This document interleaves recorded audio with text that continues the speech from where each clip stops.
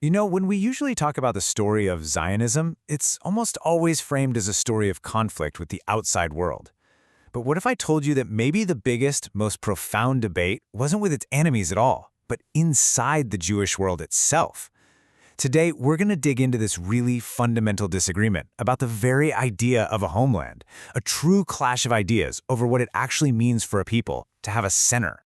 So, how did this all play out? Well, here's our roadmap. We're going to start by unpacking the tension between Zionism and the diaspora. Then we'll look at the pretty sharp critiques that grew out of it and explore a really powerful alternative, diaspora nationalism. We'll even meet its main architect, a guy named Simon Dubnow, dig into his revolutionary vision of history, and then finally, we'll see how his century-old ideas are, believe it or not, more relevant than ever. All right, let's dive right in with the core of the conflict. The Zionist movement, as you know, presented itself as the answer for the global Jewish diaspora. But right from the get-go, there was this deep and often pretty quiet tension with the very people it was trying to represent. Now, this question, it might sound kind of academic to us today, right? But a century ago, it was anything but. This question fueled a quiet but absolutely massive rejection of a core Zionist principle. And it wasn't rejected through debates or articles, but through action by the majority of the world's Jews. And this is where you see that core contradiction, like right in action.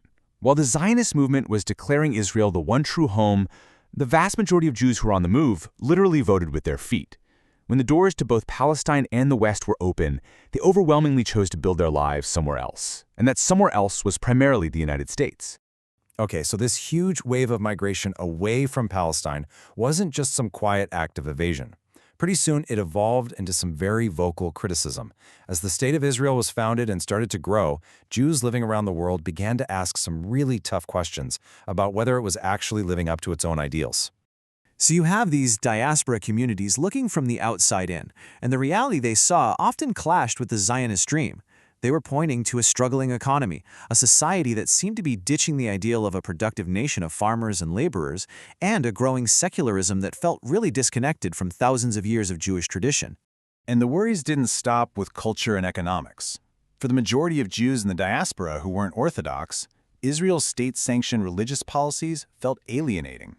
They questioned its foreign policy, especially its alliances with some pretty controversial regimes. And they pointed to this really painful irony. A state that was created to guarantee Jewish security was, in their view, often creating insecurity for Jewish communities all over the world. So, if a single, centralized state wasn't the answer for everybody, what was the alternative? This exact question gave rise to a competing and really powerful ideology, diaspora nationalism. The idea was, frankly, revolutionary. It argued that yes, Jewishness is a global nationality, but its vibrant center isn't tied to a specific piece of land. It's portable. Think about that. The center could be Babylon, it could be Andalusia, it could be Eastern Europe, or it could be America. It could be wherever Jewish culture and intellect were flourishing the most at that time. This chart really lays out the fundamental clash of these two worldviews, where Zionism saw the diaspora as this temporary, almost flawed condition that needed to be negated, basically ended. Diaspora nationalism saw it as a 2,000-year success story. It was a dynamic, valid, and rich way of life that should be celebrated and continued, not erased. At the very heart of this alternative vision was one man, the brilliant Russian Jewish historian Simon Dubnow. Dubnow's life, it just traces this incredible and tragic arc of modern Jewish history. From the pogroms in the Russian Empire all the way to his murder by the Nazis in Latvia, his entire life was a testament to how precarious Jewish life was in Europe. And this experience drove him to come up with a whole new philosophy for survival and identity, one that didn't depend on a single, vulnerable state. And wow, did he have a stunning critique of political Zionism. He argued that it wasn't a modern, rational solution at all.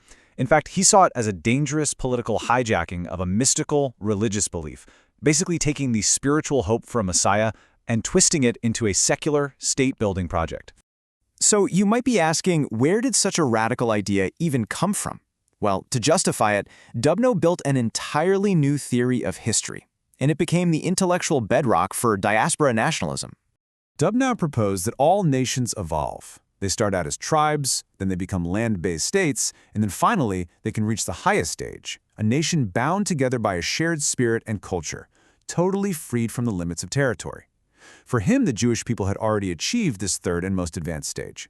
So from his point of view, Zionism wasn't progress. It was actually a regression, a step backward to an earlier, less developed model. This completely reframes the entire Jewish story. In Dubnov's view, the diaspora wasn't a 2,000-year tragedy of exile. It was the main event. It was the epic story of Jewish adaptation, creativity, and spiritual survival. It was Jewish history itself.